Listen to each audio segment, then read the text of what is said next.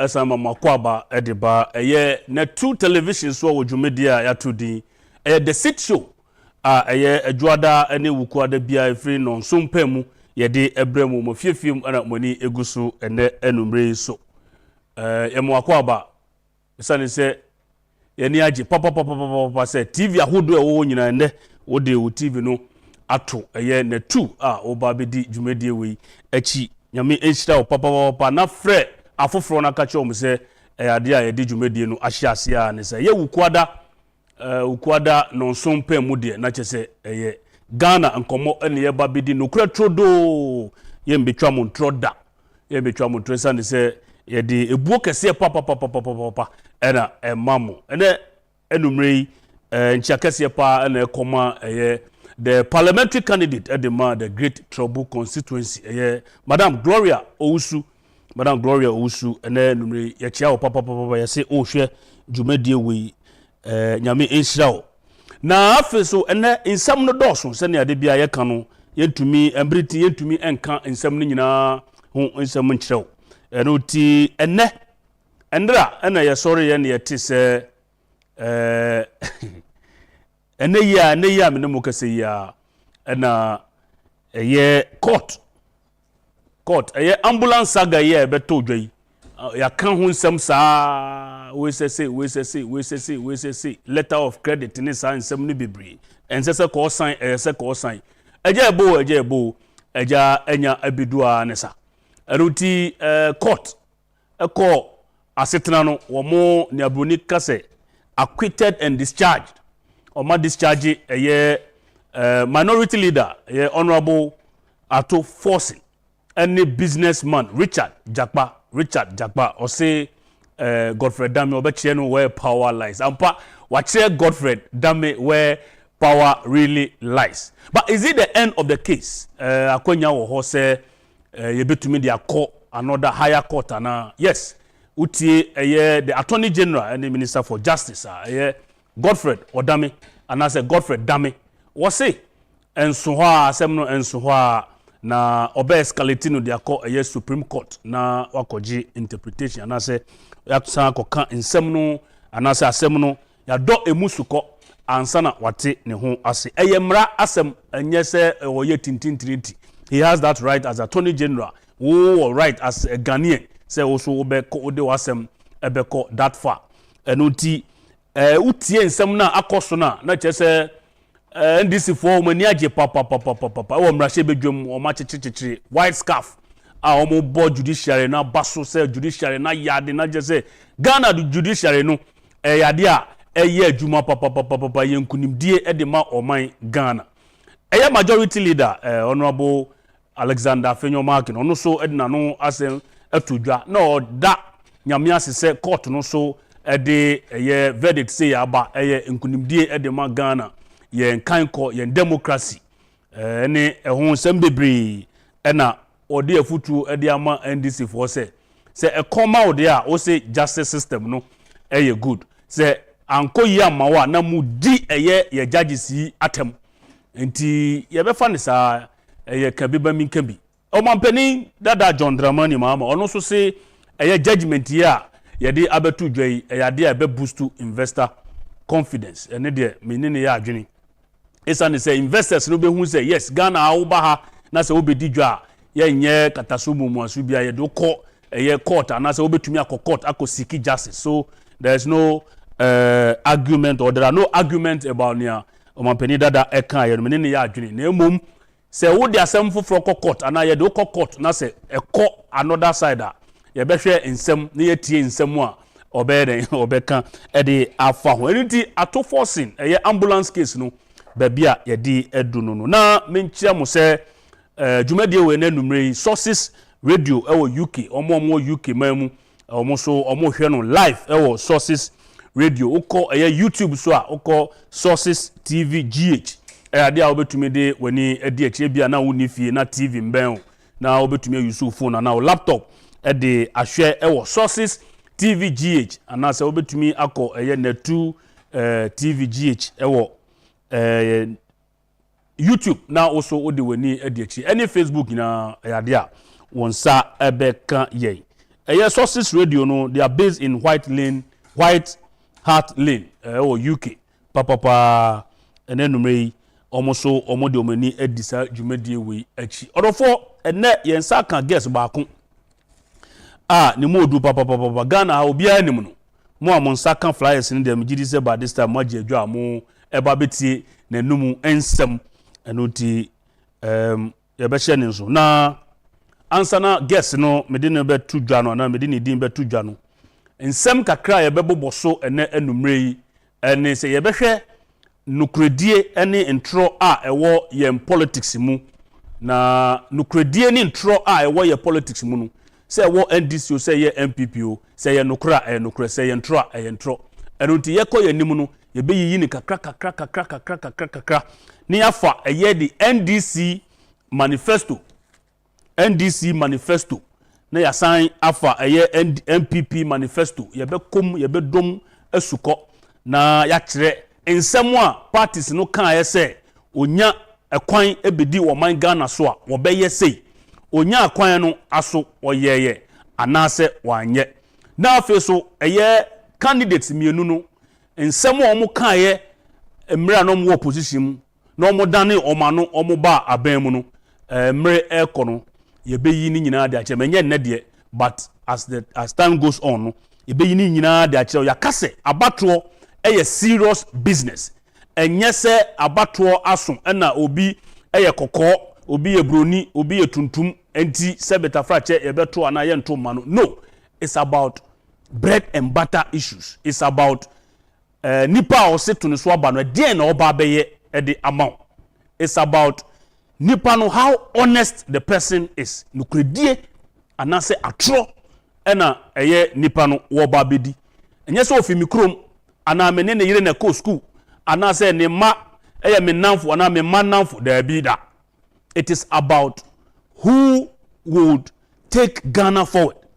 Wanya nipa obeba obeye nhihye ama economy no ayeden akọ nanim na aboa memene wo eno na esi yehwe na nye se papa we de waba osaba abekeka ensem e de akirен anase omo bo apro ne ebebo mutrim bia na omo keka e de kiren. We will have to interrogate everything that both candidates are saying. Obi beka say well there are other independent candidates but upo Ghana as far as we speak now no is about these two political parties enti ye be share ne nso na last week and I say adwade twem ne Professor Boadi edi nkomo na course aba no any messages aba bebre ne kire say yensan emfa na mbabio mesa ne say economy no ehon nsem no edoso mo a mafre no mrepam no ye be hwese ye betumi de Dr. Donfe and Professor Boadi nyina aba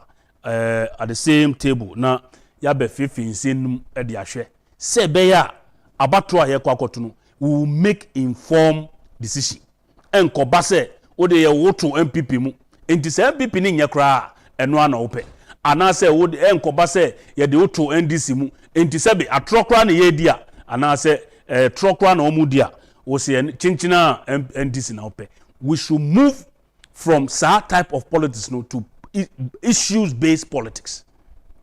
Papa ibe ka asem no edien na wo asem num sabio ababen na wo asem num esa ne se nyankopon ema obi bia adwene obi bia nyankopon e manadwene for you to be able to discuss issues and say look at issues and draw your own conclusions. Enunti de bia obetie mi ameka say abatro a serious business. Obi send me message see I say Godfrey Dame can decide to go to The Hague. Said ameka no any right as an individual, any right as an attorney general to take the matter to that level until mo be share ne nso. You be share the facts, the fiction about the free SHS. It's say once again the free SHS is a topical issue in this election. 2024 about one year babe kono. Free SHS no e di mutente man pa o di si nchen a enye yi. It's say MPP for obi anim nipa ode anase aban a the free SHS no ebaye holistically. Ena NDC for so John Mahama eskase or go gina simpie so say ono na de baye. That is why it has become an interesting topic as far as this election is concerned. Na Ghana for ehu nipa ode free SHS ne baye ne ehu nia otwa entro ni nyina yebedi ehu enkomo yebeyi mfonini bi e de akere what especially the opposition now almost so mobile ban mu no what they said in opposition any nia wo mo ka ene because sebeta fracho now omahu say free SHS no after all it is possible esane say upo umpo ade a ekoso. The other issues with the free SHS that can be discussed, that one is another friends a topic on its own. But the fact of the matter is say you cannot take away the credit from His Excellency Nana Addo Dankwa akufo-addo. Megidi say wo eneme no nipa wo ma ye nyina ye te ade a yefa no free SHS no Nana Addo Dankwa akufo-addo wa bra na oye opposition leader 2008 ton and then me guess ebe do insemnum esuko ni ahwe say yem politicize the free SHS na is it a national issue I say ye the politics we ene we ene de baye enyeme nam de baye ene sa nyama no a guest oye nyumtofo enuti ye bekoso ebisa no the music industry near ekoso ekosen se ekoyi a den na se aban na ohyemu kena enkoyi so a den na se musicians no na se artists no womo ye at their level to make sure say even your culture and your values as Ghanaians no ombetumi use enyumtro no de a project Omane Ghana amanone. Now face near your friend digitalization abefo kwan so and digitalization you don't need to go to Abia Absa Bank and Eco Bank and say Ghana Commercial Bank and any of the banks no to go and deposit 500 Ghana and say 1,000 Ghana when your bank account. Because of digitalization, you are at the comfort of your home, you will be able to have an account on your phone. And then Manko Bank, to me, sika every me bank account at the bar momo no so emamiko yi wa bontin. I didn't go to the banking hall. Sanyama we nyina digitalization at that Roma. You better how digitalization has helped even the music industry. A kwan benso ena omo fi se sa abefo kwan aboa ama anyumto fo no omo so omo ho ato wo. Na yesan bisa krapo se celebrities no ade a so omo ye politics na omo de omo ho agege politics mo na ukọ amanone America adano mi hu Idris Aba wo Donald Trump ne campaign trail so anase okọ baabi ni nyina e bebisa say should celebrities no ade a so omo de omo ho dori anase for politics mu ana ye papa former advisor, policy advisor to the NDC government, Dr. Tony Edu. I salute you this evening. Dr. Tony Edu so the insembi tuja previously. Ono de ose o ya NDC ni mapa. Send ya nyina ye nimu na nokre ose ye say many years ago, ose since 2000 since 2000 not just say in fear eduonu enan echi anase emuni a ojai say obeko NDC congresses and mbisa say adentra o kire say ojai ko because NDC for congress a omonko devise policies a ebeboa oman Ghana na emom ne omko congress omo ya ne say omo dwen ekwan a ebefa so a yede be wini election Tony Edu ene kan sa asem yi meyi ehun mfoni ede akire o me ye se aye wonwan kakra na afi so me bisa me guest ne efe no TVET education see you free SHS and you free TVET TVET na aban di sikapuduo ahyem no is that the way forward? Is that the best approach for us as a country? Ana afi so ne ye fe no STEM science technology engineering and mathematics. So STEM education focus on these 4 areas and as a disciplines: science, technology, engineering, and mathematics. So 4 areas and because STEM schools no ebe focus on them. And also me guess ebe kan ehon nsem baako mienu bi na yakoyenim. Mene ka say guess agi edwa na senya mekan no monim no oyo onyomtufo a Ghana ha wagi din pa in fact wi asia fa na nyina wagi din ma mene onyina yenim no na mesesi studio biom say ye befa eye political parties ni nyina omo manifesto omo nya akwanya eba abam we MPP for there me hwese me nsa beka NDC for there ne ye de apanfo aba na omo abehwe nsem num page by page wo hwe book ya me kuta ya where leadership of service from the MPP or say protecting our progress transforming Ghana for all where 2020 manifesto no enti for instance we call page 51 wo bi ofie no we call page 51 that is education we be the next page now omo policies no ho or say from number 92 or say promise omo make here say they will encourage the colleges of education to update their curricula to ensure they produce graduates that will teach the well-equipped and critical thinking population we need to move the country forward. Nti ye de mpanifo no beba na ye bi so mo say saa de we amokan no moye evidence no ewen na ye de akyerew na ye koyenim se ne ye be ya ye be informed and say answer na ye be kwakoto aba no na ye wonyina so bia ye de to aba na enkoba se ye de ye wo ye to MPP mu ana ye wo ye to NDC mu intra ti ye be share ne nso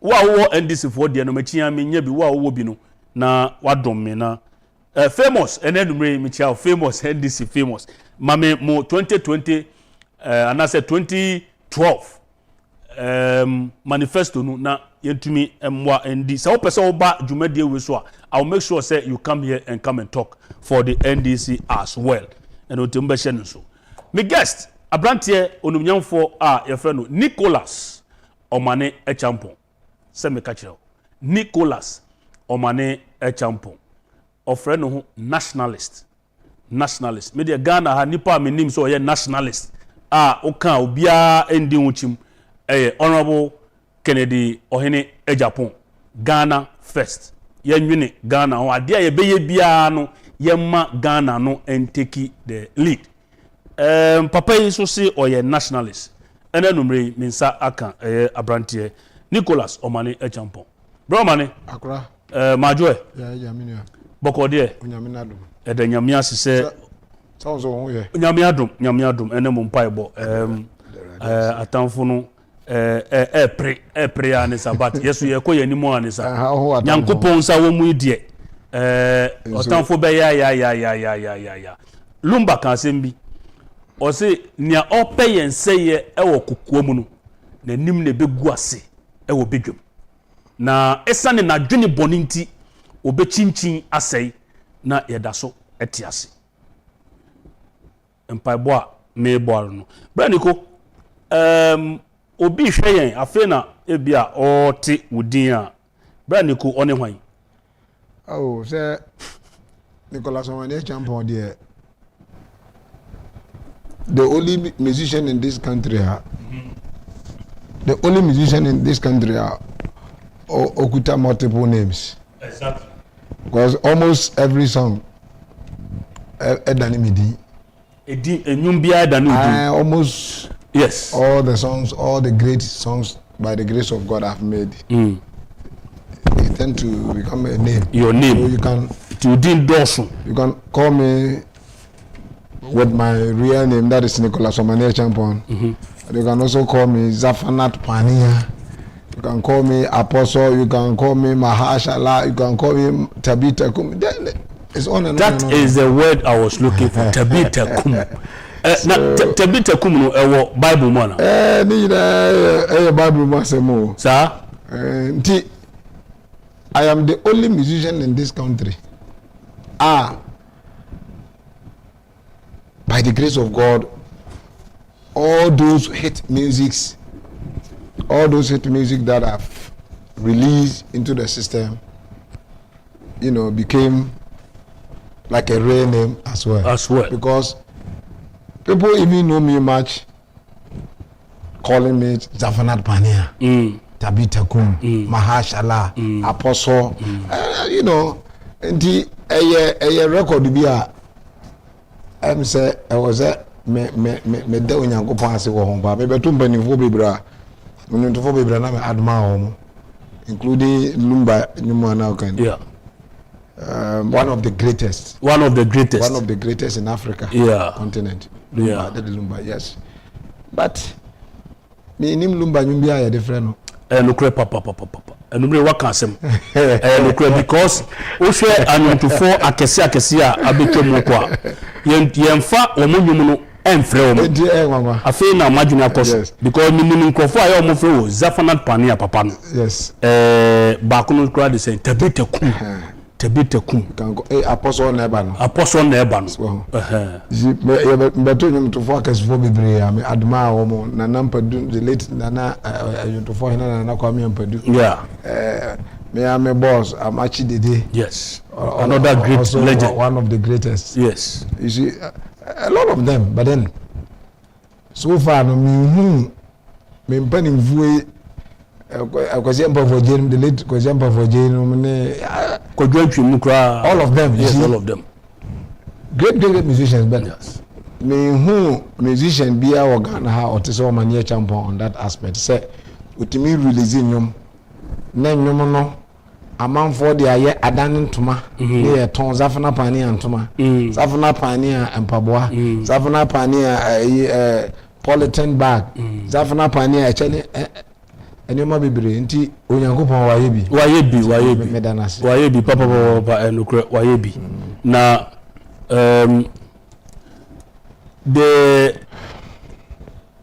you are credited with I say wode nsem bi wonyum no west bi a ehun kakra because minim kwa minim sa Tabita Kum me enyewu na wode sa Tabita Kum nyum ba ka menteda Zafanat Pania no edien na ma craft and say come out with such names mashase no mishia onyankopon asem. Oh, okay. It is sabofra. Okay. Timi no na honhom no so. Etimi no. The love I have for God, and then the desire to become someone who stands for God, put together and made me who I am today. Because without the love of God, it will be difficult for someone to use a gospel musician to become the way I am today. Unless indeed you love God. Sir. And that has ever been my strength. Because so obi do nyankopon a ye na ye boy do. Yeah. But so obi do nyankopon a ono sa nipa no nyankopon ni mfi ne so da. Irrespective of onipa kro no abra se obi akoma do nyankopon a onyankopon ni mfi ne so da. Sa pepe. Ohini David na sebe ono so ye de bonye ni tezame a But at a point, and Crofokra report to no send a young Gupon, we crowd to whom you may or Sabi or Fubi or Kuminipo, but it got to a point, God himself stated that man, David, is the man after my own heart. Okay. Why? Because God realized David loved him. Into beat the Yankupon 1 Corinthians chapter 8, verse 3. That's right. If anyone loves God, he is the one God knows. And that has been my strength. God knows I love him. Though I'm a sinful person. You are a human being. I'm a human being. You are not perfect. I'm not. But my love for God is always intact. And no, and I fapping be a mamma and Crawford a neuro to an inch because David is the man after God's heart. Wonderful. And you know, Sankambium. Ahoy me David. In other words, Nicholas Omane Acheampong is the man after God's heart. And until I told the BNN Crawford, no money now, it is a politician and say, Abaya. Yeah. Or my human politician, actually. May ye nationalist, said the Okan. Yes. Na Oma Montia says, Obi to Juma. Interests so he did in so you define my own. Because what your mind numbi? What I say? Yeah. Yawa Good. Anna, you want Crawford so I told you the Omutu buy yeah. For help. Such as before the implementation of the free SHS policy, no? Good. People used to come to us for school fees. Me banacha when I'm semi besro. And password the bar, okay, document that and so top that moment na uniska. But Onyankopon ya domo na nado dankwa His Excellency akufo-addo and Dr. Mahmoud Bawumia introduced free education policy in 2017. No, at the time when he was in opposition. Okay, ma mete o masum said Segana for to Obama me na me be president ya. I'll introduce free education and as a free secondary school. So free SHS no me say that my minim, yeah. But me tell the reasons why ebinom from a national list no as a binom so person who had the ground okay. And that was when I decided to enter into politics with the reason say for near here for maybe to me secondary school education. Na say ne mama wo bio ne papa ni bio say oye here ni o so tie kurasi o so ye janka o so ye wisia o samre no secondary school no was a big deal. Okay. This is they are very free, you know. Yes, I'm for. And you know, the mama sorry say no. Say you will lead the be a wayama yimu. Now, sir, and it's what you need here, regardless of the political background. I have to go and support it.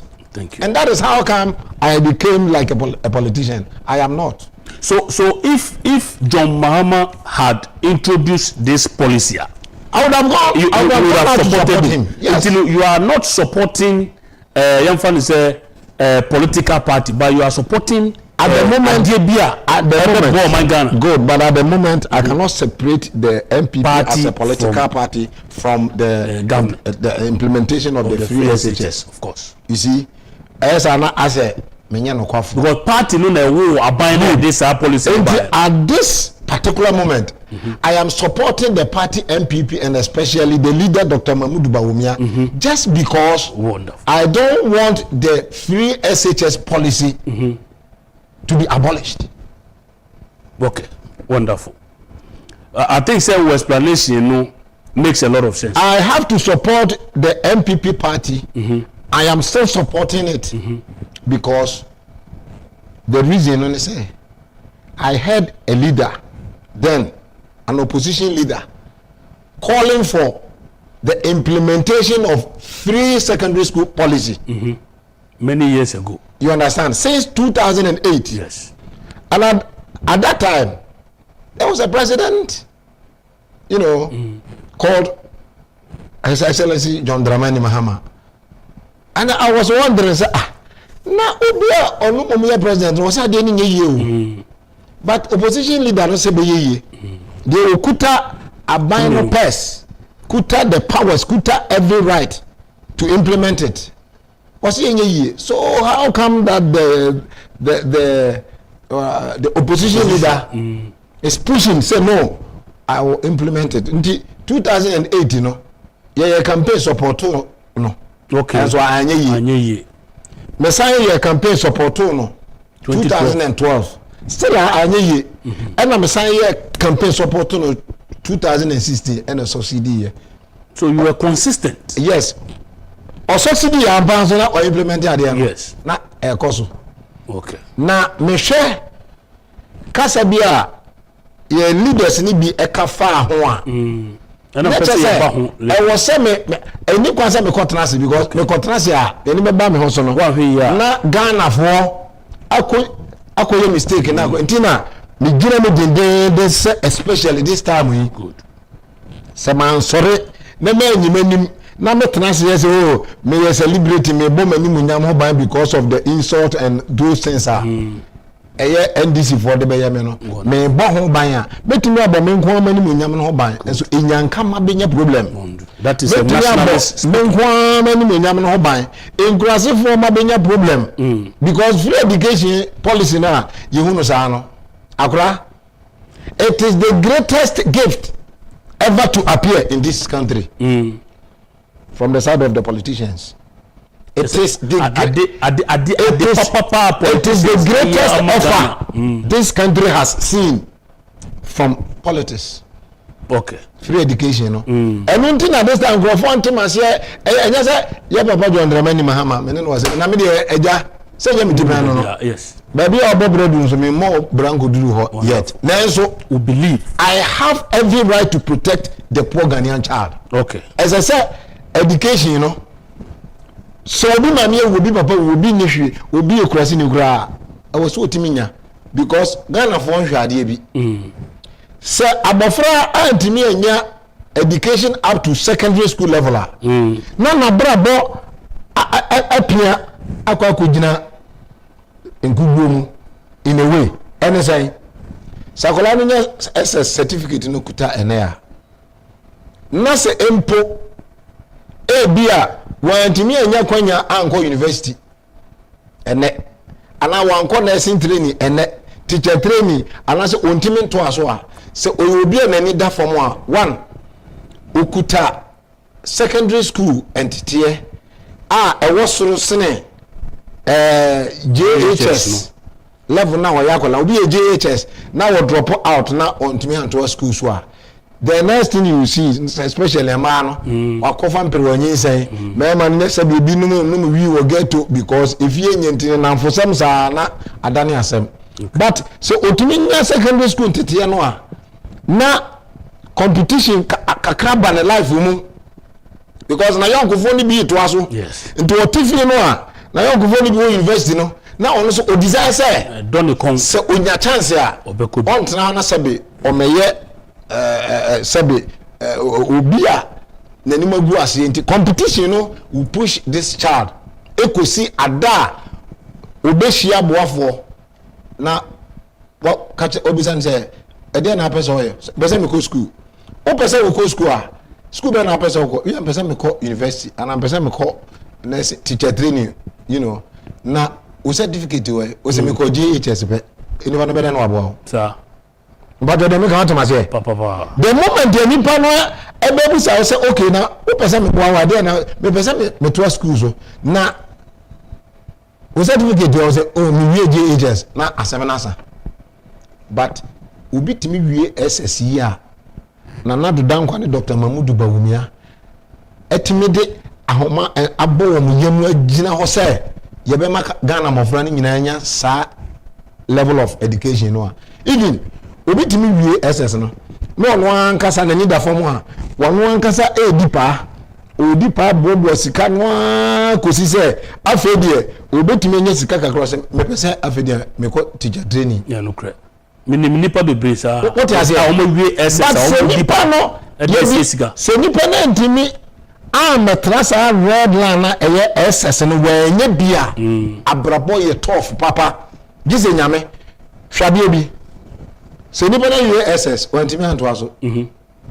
ohia boafo na ose ede na me pese me call police nya SS no a no so what na fie even 5 years after school gra who got certificate no ni pan so ba utimbo na call police na afi wa start abrabo na wabusua wonderful what you say obitimi boaw what than immigration officer enye ni monyam obitimi boaw what than army officer enye ni monyam but ni nyina basic no SS no sa pepepe enti say ye nya leader bi ati say na do dankwa na sabe Dr. Mahmoud Bawumia the visionaire aboni chidom as vice na omo tumi pushi agenda we wa bra omo ba no na obi tekonyo so mempene no kro oyo mempene no si eyeye ampa so wa tumi anye sa omo flow position taking over beno na omo tumi aye na sese ya menemu kasa de konti at this particular election me kasa bibire no ne se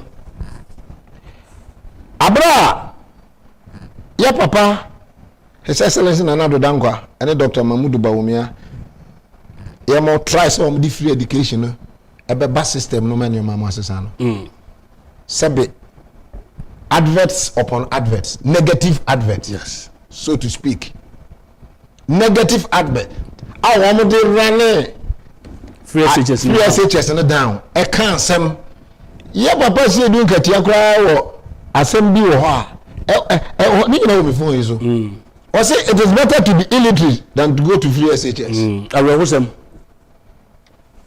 And yeah, Papa John Dramani Mahama so say Ghana must not introduce free SHS policy on the whimsical promises of a desperate politician. Indeed, one more organized party for one penny for some MPs and ministers from the side of the NDC. Then, Satan one more yes. One more to me and consider that the idea is fine.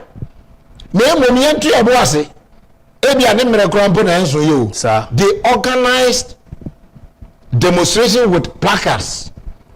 Said Ghana must not entertain the so-called desperate politicians. Almost all more person the free SHS and Abano. Eke can send be efa say most African nations are try amane woman me guase inti ade na nye na papa so bi kan bibi na ohwe na sade no ye na usika na enso a sabi yentin tezo ngo so inti amra so say your leaders ni hu say sir mudi politics ya chi na mo kan se no buwa egu ho twa mo dabi asane na mo kan ye no eno so ye obedira na eno makata me ne ya papa mahama me ne hwan se me tuma facing because de me ye kura nkrofo ya mahama no de omba me abeku wo mane mahama no si ya nkrofo ka tira me nyame na ebo nipa and this for ba abeku wo na fine ko si ya and this ni bia ntimi nya me foko thank you because me need you be atem na de me kan say your orphanage homes, countless number of them in this country. Na hwe ni mugwase bia na ekoso. Amafo tumi ekodonate etumi mawma aduane. Ekokom tade kakra hye. But obetumi ahya bofra na tade ama na aduane dia onyini ho. Enti onyini ba ba ye nipa ben sebe. Awisia no jankaba no obi a onim ono ane maame ne papa da. Obenyina be ye nipa ben. Ni atra wa hwe ama janka ni wise no omo orphanage homes no yetumi omutumi boa na omo wie basic no eye JHS no nkola ni wie no mu school mu ho ni e ma omaduane di nkrofo aba omo be donation na drink no omatubi ama omo no nkola yi so nyini sa secondary school no ne bo eden ti omo ntumi enko the handlers of the orphanage homes no omo timi fa nkwala no nko omo timi ntua ne nkwala na nyinu no mu school mu ho na SOS for abane aba so according to performance whatever na ja fam yenu bi ne nkwala no gu ho wa no odumfo bi aba me pese me be adopt akola no ba ko na akola no gu ho mo maka ne na sabio ajanka obi asabi sabem sabi eburu ebia oni abusua se so free omo premises wa oni ba bia oko na mo ntumi nyene nkwala we no mo ma wo education set e be ya otena omo betumi abo mo bra no sabi omo ankoso anya ajanka ne awisia forever. But after the implementation of the free secondary school policy no na do dankwa ne Dr. Mahmoud Bawumia any MPP abantimi de baaye no kono kohwe orphanage homes ni nyina nkwala no ko SS majire kran koso orphanage homes ni nyina nyanka nyisia no ko secondary school ama sesi amene okasai from 2017 no ebi no mo krompo edu colleges ebi no e nursing training so omo gire university amo matoaso enkwala na nyani daso se mini me maame mini me papa na nso me wani daso se aban ebe ho me mobo ama me so matimi asua de aduru ba bi a metimi aye bi adwuma e de abo me bra.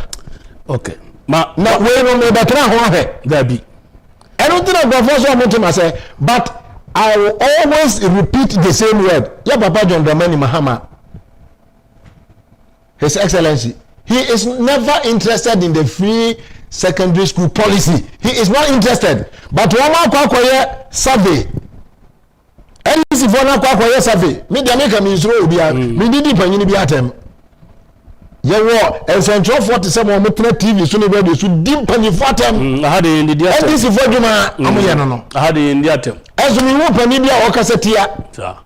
Sabe eduru baby a NDC for communicators obi say Kevin Taylor something hini na oye no watch it oye no did you attempt to dey pen for nyina time so me who say NDC panyin bia asore aba be condemn na me no am be kire ma dwen no e na obi betumi abekume obi antumi nya me hwe ndiro na me no business for ara me so mi so na mahama no me dey me abeku obi antumi nya me foko so who say me number dey no ma dwen yo say me so me nam ho afri nti bra na be de opa emra makwan se onipa nam ho a self defense salaw yes so bo hu ban enti de make be sin say NDC for na your survey towards the 2024 elections and a report one go for the amount money say free secondary school policy no e didi ya manu e didi ko voters ni enye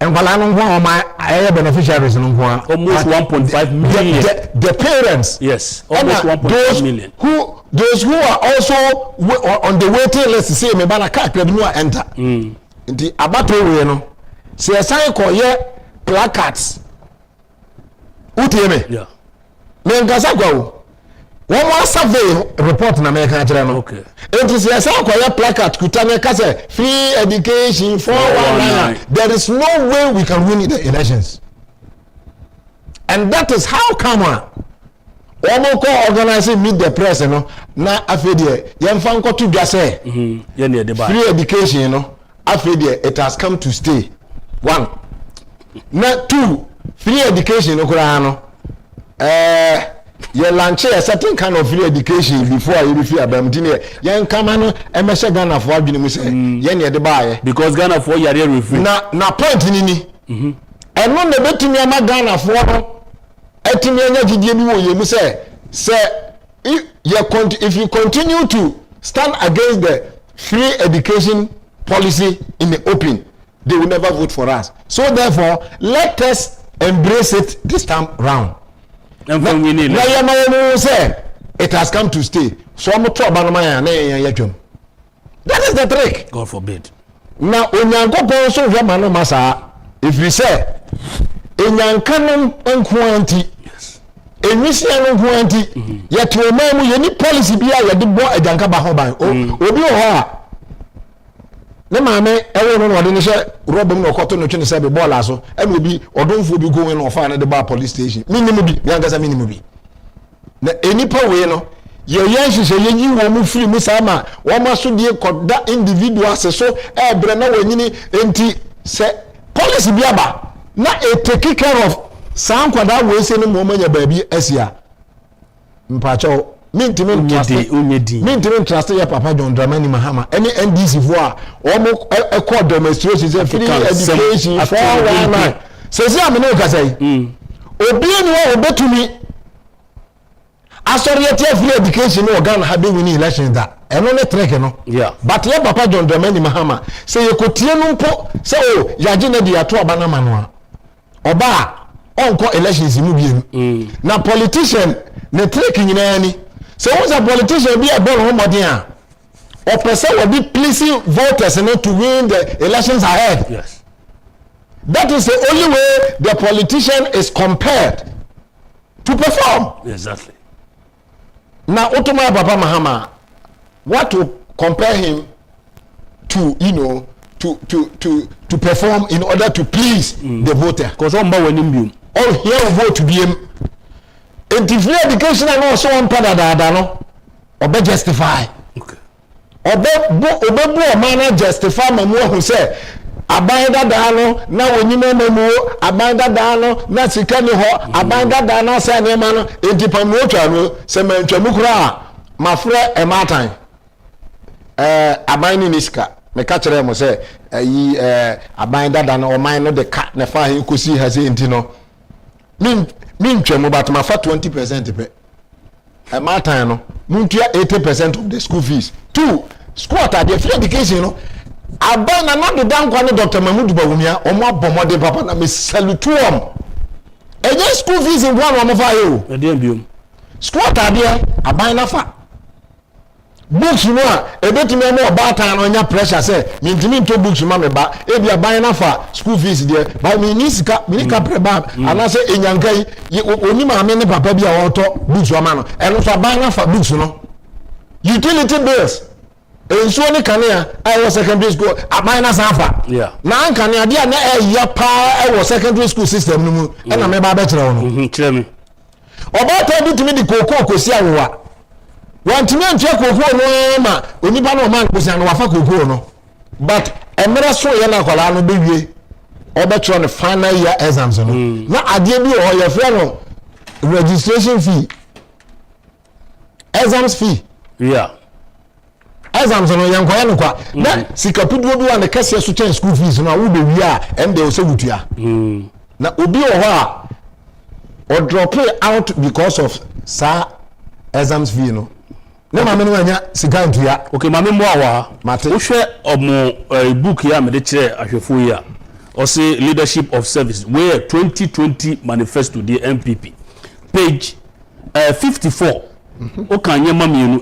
under education omo promise omo making here ni omo say and 101 was say abolish the payment of utility bills by students. So this thing has been implemented. Or say the tertiary education policy abolished the payment of utility bills in tertiary institutions.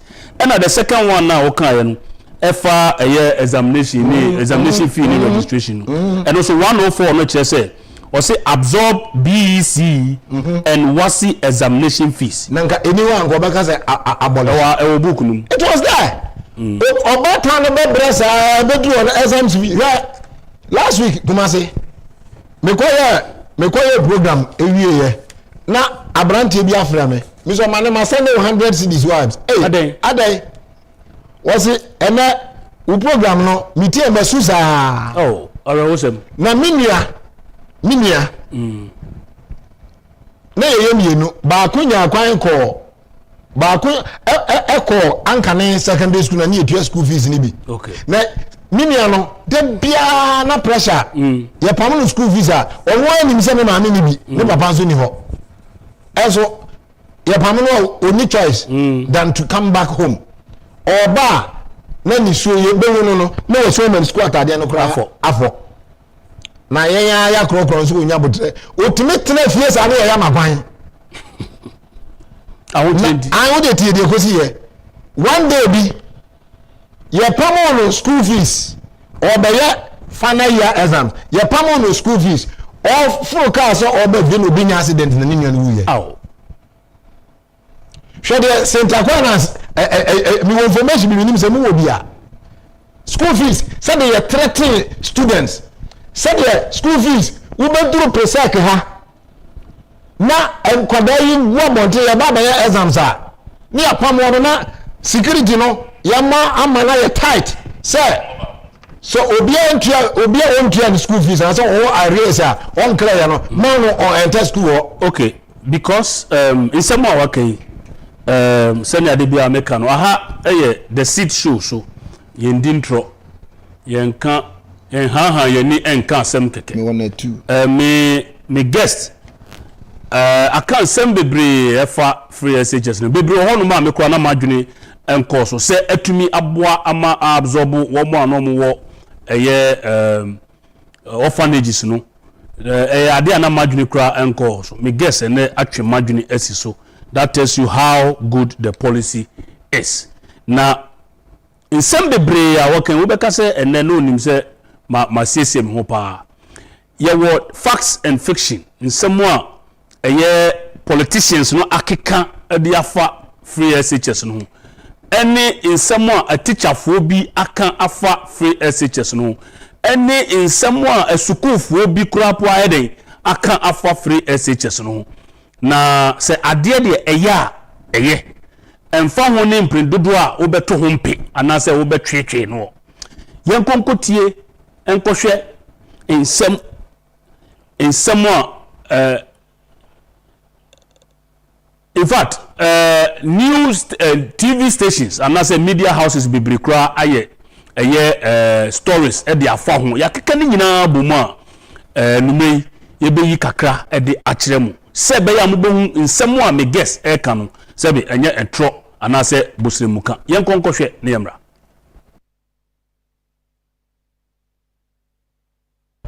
Moving on to education now, and school authorities at the St. Aquinas Senior High in Accra have threatened to sack final year students who do not pay their fees by Monday, April 27, despite a GS directive to allow them to write the West African Senior School Certificate Examination. 344 out of 415 final year students owe fees to the tune of 130,000 cedis.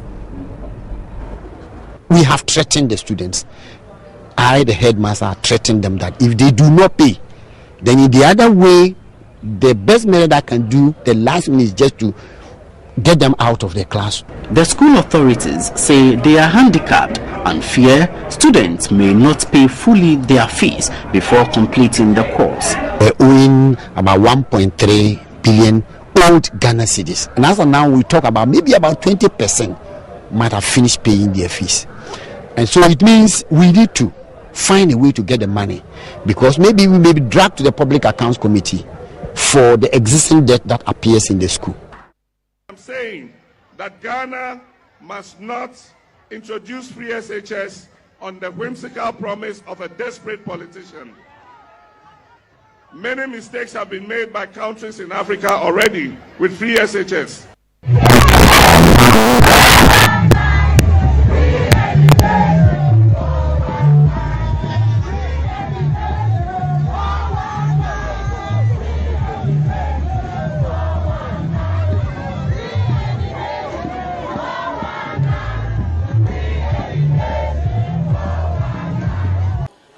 The government has budgeted 2 billion cedis for free SHS for this academic year.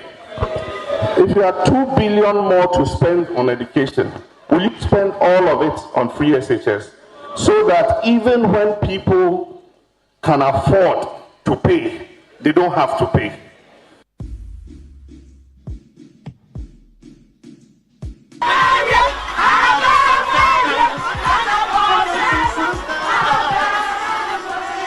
Average, over 140,000 students are either not placed by the computerized school selection and placement system or are not enrolled manually for secondary education, largely due to financial barriers. The bay, described as wastage of the country's human resource, is what the free SHS policy seeks to address. This year, more than 400,000 students will access secondary education free of charge under the akufo-addo administration. The free SHS package includes removal of cost barriers, physical expansion of school infrastructure, improvement in quality secondary education, equity and acquisition of skills for employment. Under the free SHS policy, all fees approved by the Ghana Education Service will be absorbed by government. This includes a one-time fee for day and boarding students in the first year, or recurrent fee items for day and boarding students, feeding fees that involve 3 square meals for boarders and 1 pot meal for all students. Other benefits under the policy include free textbooks and provision of technical drawing instruments. From today onwards, no child will ever be denied senior high school education simply because his or her family is unable to afford it. Abraham Ojecheson, more from Tuna Mammy. Mammy from them, the Dupia, one of Mammy, I told in the autumn. Papa sometimes listen to this composed Sony B. Macatama and Michel Sony B. Teach them Bobia Sana. If you grab pad at a native Pampoyade in your beauty, more than 4, I'm a swinging penny. Until me was your chest in an major ready to me, maybe I could say my another may pay a day.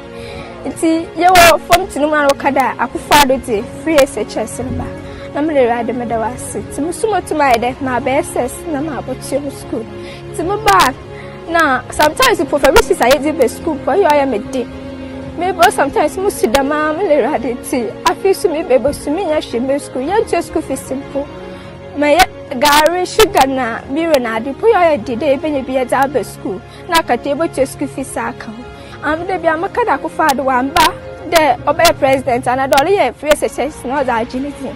None of me akufo-addo, no bad or both were here. You can't cut to work, see, mamma, and each other up a penny. Well, my hair say, ye were papa crying, there will be out of my new so. Ye, your quiet see our school. Nay, ye cash at the end of day. Young good aim, my sitter. Your book, yes, see our woman. A few moments later. And so if anybody tells you anything different, tell the person he's lying. I started free SHS in 2015.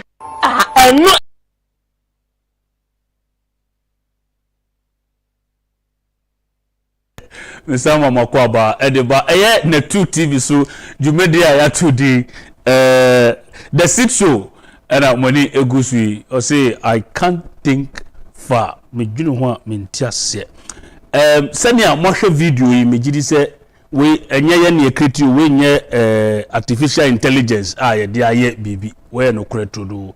Nsemu a papa no hu no wo mu no o ka no nsemu a wo kan ye na me pese mu hu se me guess ansemu o ka no no kure enye bosiremu kan ntino wo ka sa. Na uhwe video na nsembi o say Aquinas secondary school head teacher no or say we threatened to sack the children from school. That was 2015. Headmaster threatening and a headmaster no enye ne fault because wanji sika na aban so tweno. And to say about the number of 400 and something in Kolana no mudeka no it amounted to almost 1.3 billion old cedis. And now papa no so John Mahama so ache say we video no say if you have 2 billion will you put it all in your first free SHS? So that explains why so no 2 billion one function free SHS no because na breso no na nkwala edeka 1.3 billion Agyapong mo free school St. Aquinas Secondary School. And I'm sure say free education 419 Ghana ya kase bibi 419 na tro azan dream prakadam oti ase nti omo ekom demonstration match ye twetwa selfies dachi omo de be che omo mase omo so omo ye free SHS demonstration oti papa ne kasa former president kasa o say ese ma wo mo a omo betumi atua no wo mutua. If you don't even have the data, how do you determine say we betumi atua na say we betumi atua akra say me who ye papa Mahama. To be honest with you, say also so some president na me hira amagana dintra engola yinti hwese de mofra yi any nam school ma homa yes stranded because of school fees. What him say then time no engola ni bi won kura ye lashe won because school fees no or the dance you no be there. she said the Korea was stranded. Now almost the school gate across Ghana. Sana system meeting was secondary school dia. Pressure at that Korea is so. Na tie papa Mahama sembi. Was it the one to say one more onkomo parents ni betimi atua na den edenti na ni kwanse mu omutua say no dey boni ni mu ana say boni ni ho ya papa John Dramani Mahama ono ne papa na oye first class citizen e wo Ghana ha na the papa oskapa ada history ni enyo ya misuna sir ya papa John Dramani Mahama na ne papa enye minister e wo Dr. Kwame Nkrumah Abraham ya no e no history no directly say na ya papa John Dramani Mahama no oko Acheampong secondary school. Yes. Because his father was a first class citizen in the same country Ghana. Who can say first class citizen? Yes, sir. Okay. Over to me at your school fees. We said they have Papa John Dramani Mahama actually died. And so Papa, Dr. Nkrumah introduced free education policy with him. No Papa no almost sika. Sabi why minister e wo man no o yi ni firi Acheampong ha obetumi atua wo but o yi John Dramani Mahama mon ko hwe Acheampong fo o mo record so o yi ni firi Acheampong ha no papa no wo sika no first class citizen no o yi John Dramani Mahama e firi Acheampong ha e no ko school no e ye free no o wo exam. Yes. And the same John Dramani Mahama here, His Excellency, no papa na ewo sika na go betumi atua ni school fees. Ezu oyi ni firi Acheampong a ye tua school say na be school fees no be free ama no. Na odi ni call school wo sire mo no. E na wo benyini kutia say so obi wo sika no betumi atua school fees a man bank ko school free. Interesting. Na ye ka wo yi a hwe NDC for any MPP for any Ghana for nyina munkamom na me ka kire mo say Omane no eye ba akope se mo so ye papa John Dramani Mahama so no san be ye president ya se je nyema be sia ko bad wo Ghana ha no mo no asu sa amre no woni hwia wo de etwe na so biem obeye de opena wakọ adenti na me ka sa emo frey school for mo frey school for mo frey yeah. Well, ya papa John Dramani Mahama, His Excellency. Now papa kuteska betime our do atu school no Acheampong. Etia school fees. Dr. Kwame Nkrumah introduce free secondary school policy. E wo sire mo no. E na papa be o papa o ye minister mpo. E wo Dr. Nkrumah dam. Obeyi use Acheampong ha just for you to go and enjoy them free secondary school policy no up there north. And now, wo che da were wo be nyina ba ye panyini na wo ba bua mofra no ama je ni papa wo bio de ni mama ni bio wo metia enjoy ni bi no and now wo che da were say de ni papa wo sika say na papa wo sika on de ma ye mfa no nkobi na obi a waka nsem we nyina na wasa aka kire mo say sa moto obama no na mo so in ewo Independence Square on the 7th January Enyoma mienu and also dey see na so obekire Ghana for first one also be member who said the country is broke or say some swarm in 2025 January 7th the first thing I will let you know as a country is that the country is badly broke. Two or the member who say Omane no said the ayeno atetia pansam munida no a wasa basa moto abama no meanwhile tenio Dr. Mahmoud Dawunia ejanja na waka tell me say Ghana it is not late to be one of the best. Listen to the two. Dr. Mahmoud Dawunia said no matter the crisis that the whole world has gone through after COVID, Ghana can still become one of the best in Africa. Ghana can still become one of the best. I can lead this country to become one of the best in the world. Now, ya Papa John Dramani isu jina njan. Moto abanama me na mo hu so Omane say. Now, who is interested to know second country na say? One of the vision say akwala kwa primary school go asabe.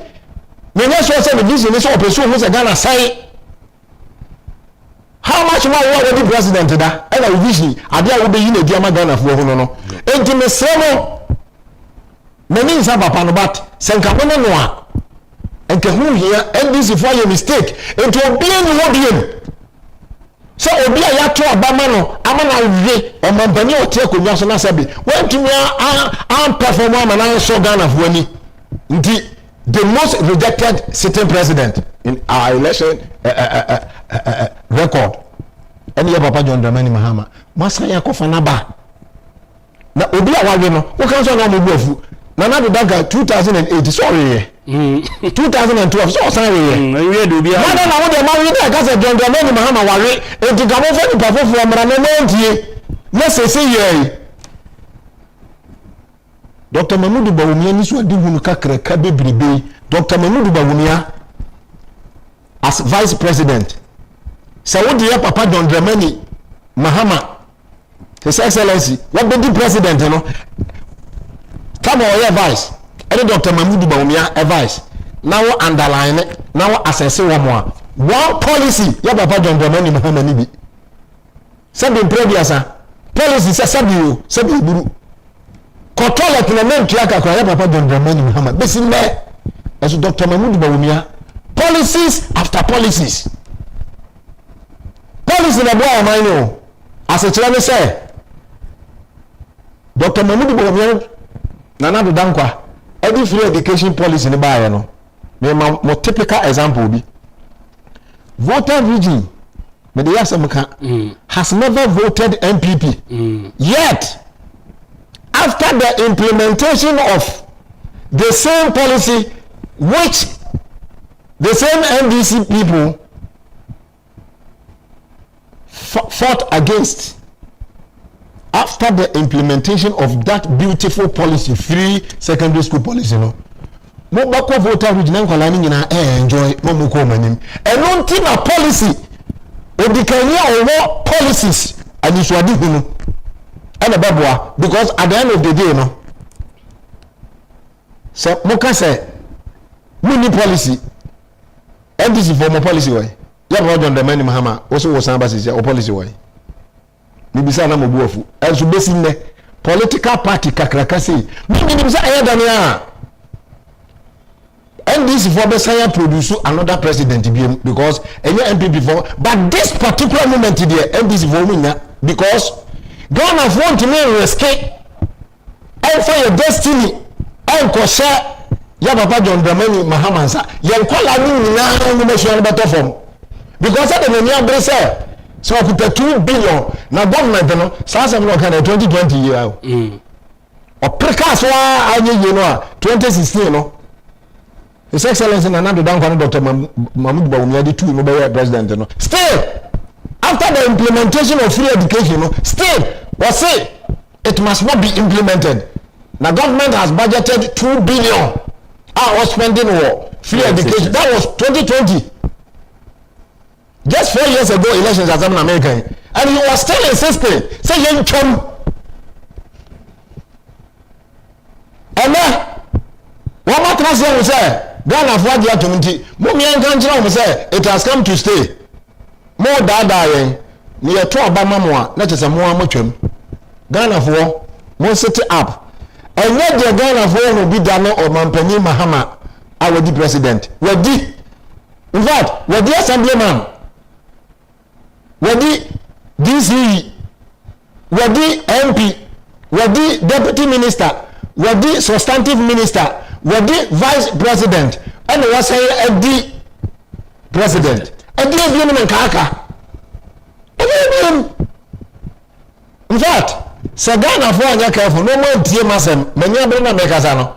Mama Maya no party and say your mind. Or Chinabia, lead the big sorry. Now, ultimately, you are doing about one class from about one yanka, about Omane.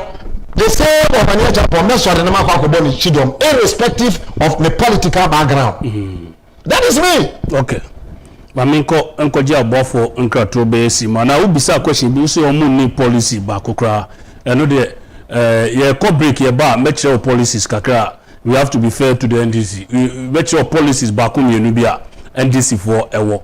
Na atumi answer wo question. We me guess Nicholas Omane Acheampong na yete ne nka no. Mame ndane me wo si manje abofo nkrato. Member sisia.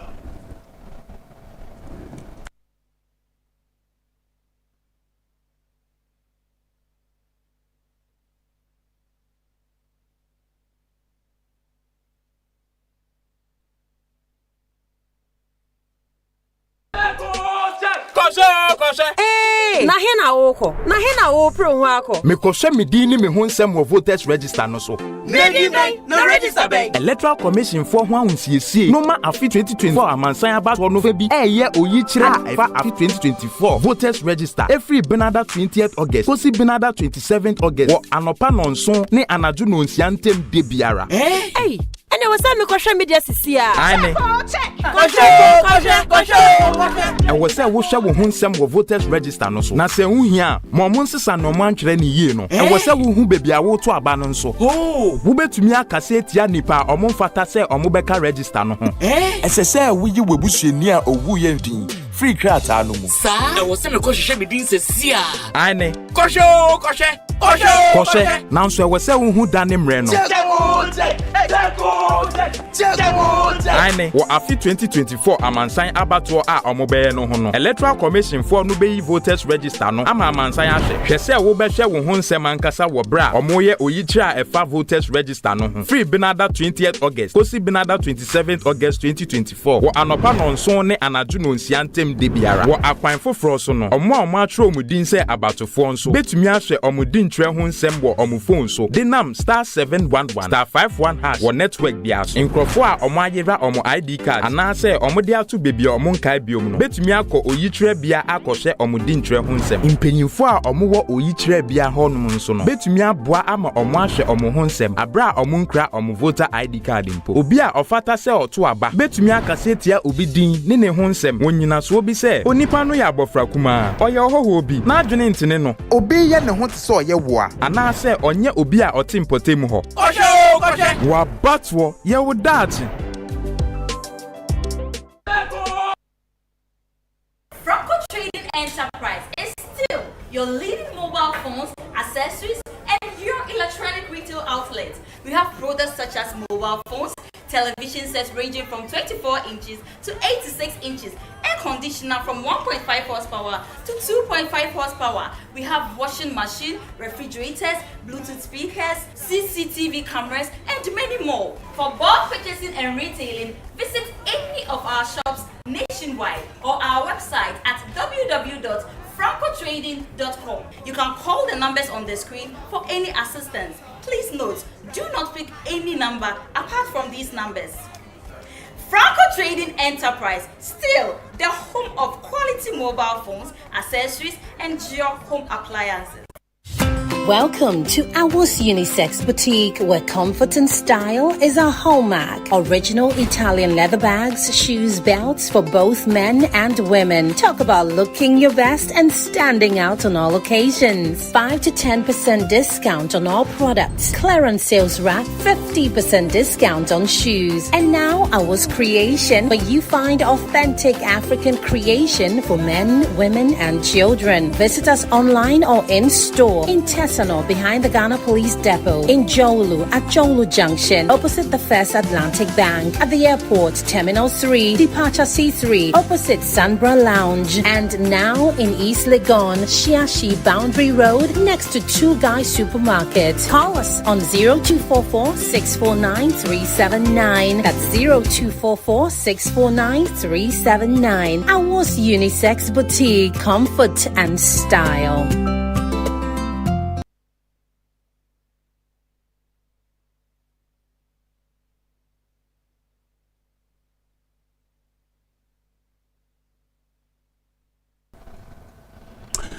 Bisa ma kwa babiom at the seat show so ubetumi aba ahwe ewo YouTube ene Facebook ubetumi de message o the message ba no ama eho ate na obi ehu se efi a ofiri mu ba no yatetew oni obi nya adwen enye atendidi ubetumi ni obi disagree without using insulting and foul language say we use insulting and foul language pe e ma obi ehu efia ofre mu ba e de sabi ugu abusuana ofre mu ba no ehu fi. People should understand and learn this. Ye nyina ya dini entumi nko benkrum. Enti woni obi nwadwen a use your own events analysis to disagree your point to make your submission. And yes, we be obi atem. And na makam me say so dua biom. Unye di atem a e kire say wadwini eswa. Sa sem beto dwana say obi kire na dwene na wadwin kire a wo ho ne say obi di atem a e kire say wadwini sebi eswa. Na yen move away from sa insult names calling. Obi fa ya obi ansoma o say be comment. Obi aso ansoma o say be comment. Ko baby ompa na wa ko baby.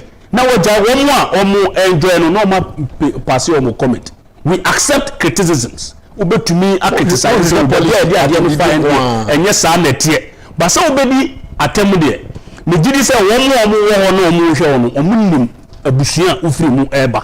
Omunim political party baby a ofri ba enti obia enfiu but osesa ya anka megidi se ebeboa asa na meko break no na me guest ka se omo policy ndc omo policy no me da mente hwekra no mate 24-hour economy ho abaye din ama ndc for so omo ebeden ebecheche mu se mo ate ebisi ebeyen eye jata na ya export omo de akọ abuchi ama yenya $dollars eno 24-hour economy nti 8 hours bia na ye njata we omo ko hwe jata no so 8 hours na omo kofi na foforo so aba so ensem bebre ena policy number 2 minti kra matise former John Mahama o ka se imebru a omo pese omo ye nkokọ no obe mom nkokobru kakra no amom nkusua ne eye nkokọ no kakra na aduane nkokọ no so bedi no ode kakra beka ho ama ti nkokọ no to a otumi ton eso edihwe abusuan ntino se woka se omu ni policy bakokra ne de ne o enye adwen na me Ghana National na se Ghana Secondary Senior High School omu headmaster agora me pacho me ba okay ono so de nsem bi atudwa efa free SHS no first one na boy no tie the first 1 minute there now about St. Aquinas headmaster na no say they threatened I the headmaster threatened to sack the children from the school and the classrooms. Now utie head teacher Mr. Aful, I think the name is Mr. Aful. Ghana Senior High School. Now how refreshing the policy free SHS policy is, especially to women teachers now enkanino na they had to sack a friends and kolano like the Queen's headmaster no yankonko tie ono so ne nsemu a okafa free SHS no na yemra. It is obvious. The difference is obvious.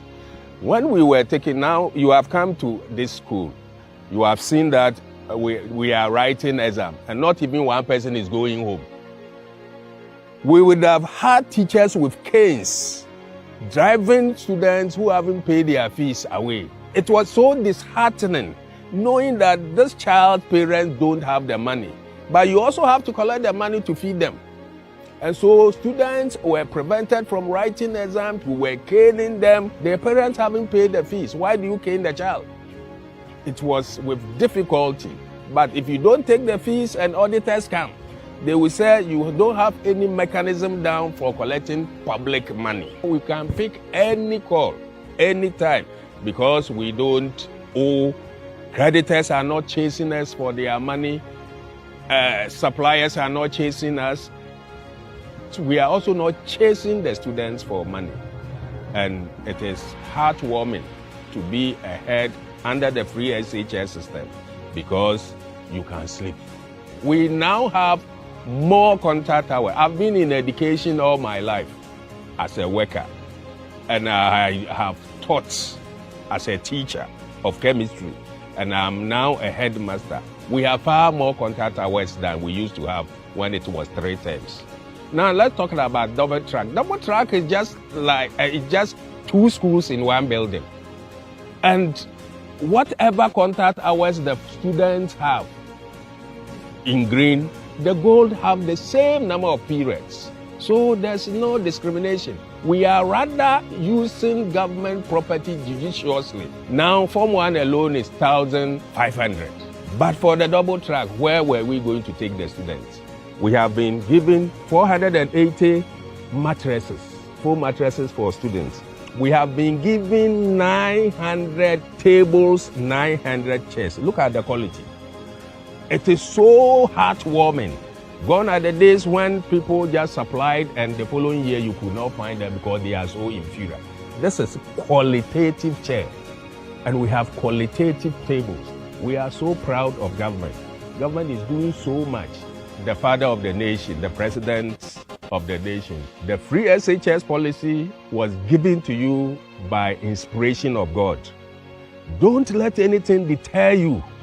I am saying this so passionately because, but for my father's brother, I would have been a fisherman somewhere.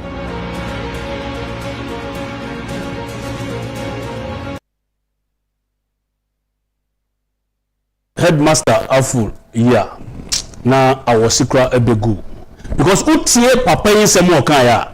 E kire near frustration a St. Aquinas headmaster na ni de na yi first no o ka say pressure da o so a threaten nkwala from the to sack them from the school.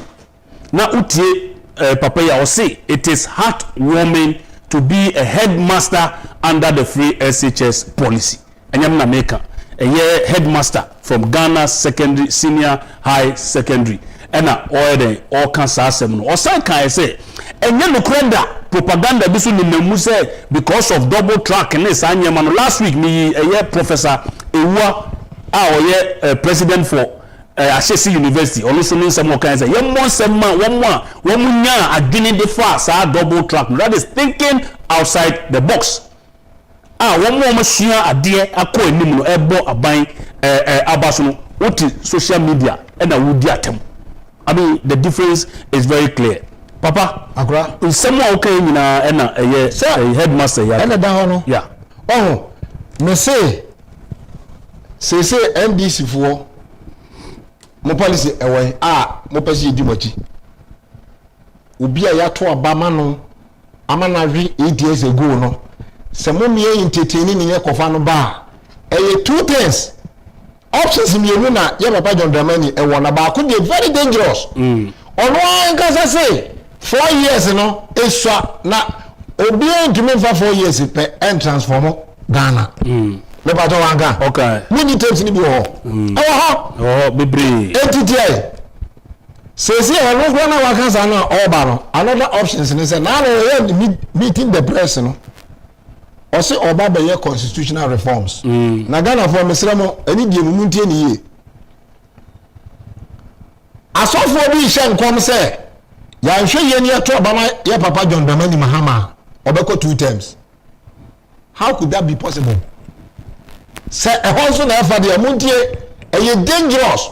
If you say your constitution no a ya tena ho be ho ba ya to oba ma 4 years unya what was wanya wakotranja di wini yabano a ama oman menya asumdue no say no ko 2 times dia ene wode ne say be kwa akoka o ama asumdue na ye wono because wode ne say kapa enya dia e be possible entokwa ne besi Ghana ha the air course or Liberia the course e was Sierra the course Burkina Faso na say afro ne bi ba Ghana na me sremo ke papa John Dramani Mahama president ne wadi bida enti mo bedi ni po ba ko pano achi ama Ghana mesramo se ekoba Ghana mo be no be se mo to abama ya Mahama enso na atwam na ye nyina yakoto oyenem na onipa wodi bibia bi na still sabe ese so osaba na Dr. Mamudu Bawumia no oye vice president enso sabe nimdie ashe no masa no me se ebe me ka kire mo pa mo ntronto ho se Ghana for to abama Dr. Mamudu Bawumia ye men sabe obesi die tumiri ka won puntu mu no NDC fo nyina be bo mo nsam because onyankopon na asoma Dr. Bawumia e wo sa bire yimu na mesre mo munje assembly America tramo NDC for me message Obama adi that's when you say dollar kosoro enema boya de dollar kosoro enema boya de na bato ma no kwa na mutim say Ghana hana ya wono after COVID we see the bia enema boya de mo pa mo check here America dollar na ye dia no what $1 did before COVID at the moment you need about $7 to do the same thing. The dollar has lost its value in the hands of the Americans. How much more will Ghana? Dr. Mahmoud Bawumia said arrested dollar no? That was 2017 and indeed 2017 dollar was arrested.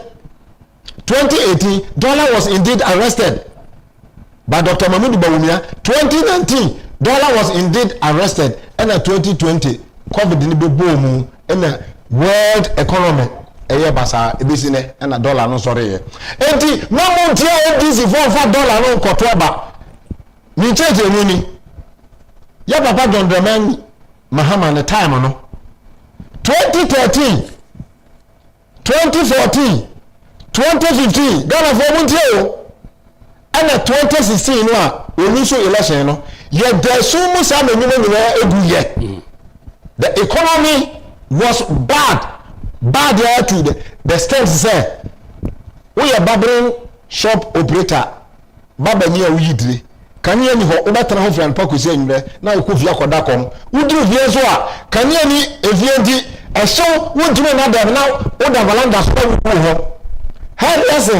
hairdresser for shop salon the same thing wa running boutique the same thing enti samira no Semyo ma ele 1111 CD gra o tumi mobra ene we 1 CD na koto se ya bono mo kasai mesramo why na wo Ghana ha se ya na dia oton onfa ebo ntozo amoma NDC for dia so masumi se enema boya de aban bie ni wa obaba Ghana ha na enema bo ebe sane abafo abaye 11 CD da ezi yemo die tie ni se ese se obi a bon homode na onya bibi so because se ya mene mo gazai kan ya nesi so no dollar was so eso kan ya so dollar was so obi a ton ade ayeto dollar was so eso so obi a katua ya tuma kolanda so school dollar was so eso kolanda was school dollar was so kolanda school atade aban de amawom dollar was so kolanda like the aban tia dollar was so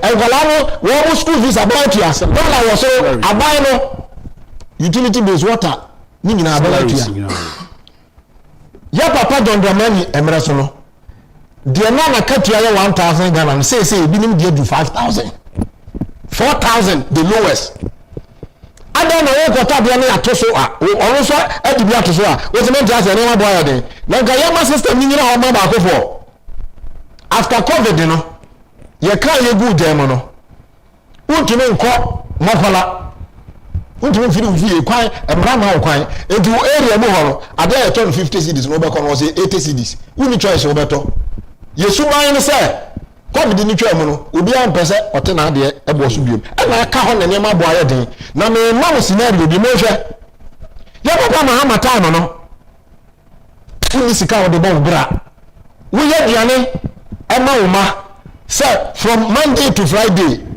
ma ye nkwan kakra ma ye froye kakra ma ye bibi kakra de ahye fridge mu se eno na mema no ebedi e de akọ school ekosisi ebedi weekend ya me pa cho be ko be ba no na yetum kania ma aduane ni nyina yo ka ase ene kania si so wo be di no kwa ma ho a na de dan kwa ba yi wo be tumi de nam ashe freezer 6 months na shem yetum kania no kwa there is a guarantee say after few hours it will come back.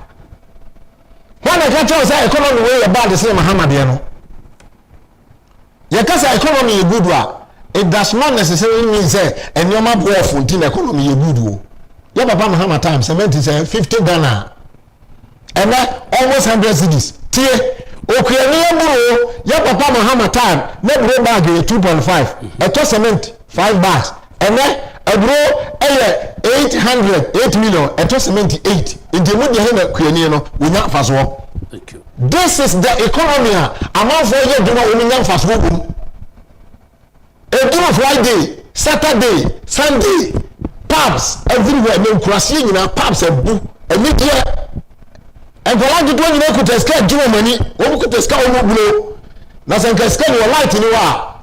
Wo be na ko tima bobra. Light in what to say papa John Dramani town no a. Otimi trade dum so ho saa. Ama ya de ko to abeti ano no. Me catch them say your papa Mahama onye leader. Onye leader ko pem say ade a wono tie konwa so as a sitting president. No one to me and so hold no. Now then opposition leader Nana Dankwa so that say no papa mama meye. Now we got demonstration say Ghana for prevent no. Ghana for one team no to Obama no buy no implement na awake ayo leader. Mesra mo Ghana for mo maya na yuba ne enipa ba ko pe na fa no John Dramani Mahama no ya man opportunity ne da. Na me setting record no straight say emra so say my leaders no say ye to Obama wa you have no choice than to perform. Want to perform ye to betu wa and what be na you wa. So NDC for such James Mahama from the baba. Or NDC for candidate but onye Ghana for candidate onye your choice. Baby Omane di no Ejuma be briba na nadu dan kwa bona nadu dan kwa boduma papa so na mo na TV so any radio so akufo-addo nya o se fede money ewu makama no atum ejuma na nadu anya no o mampani bia me yebi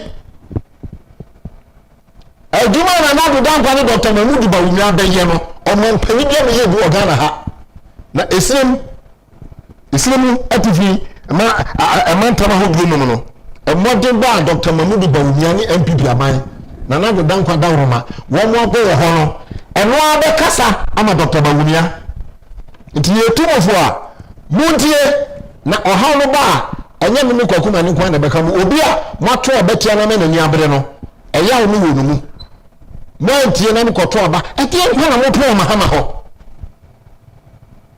a Dr. Bawumia sabi ni midiefo sei ahobrase ni sei obi a sabi o vice president no 33 innovative policies. Emekaya ye fo krampo sabi enya ni daso. Ezo papa Mahama chepan ena dia ma wo. Ambulance no ananu ye NDC for your work I was printers mi wan potem ho. Dr. Mahmoud Bawumia one constituency one ambulance sa ambulance ni bi na ebi omoji. Mo gwa gwa so wo mo de no ambulance na NDC for the buyer no. A sprinter cargo car to say the cover and fish our fishing harbor. Can you imagine? Ya papa John Dramani Mahama nyeso obi tanu. Obi a yatwa ba etia wa woko. Na wasa wa nkata e release asante nyina hini Boxside reserve. No wa release e de ma obi. Are you a leader? Omane ni obi ade awo. Ye nyina ya manya. Won't make us up when we are politicians, no opportunity no. Now, sir, we are president. Now to me, wrong transactions.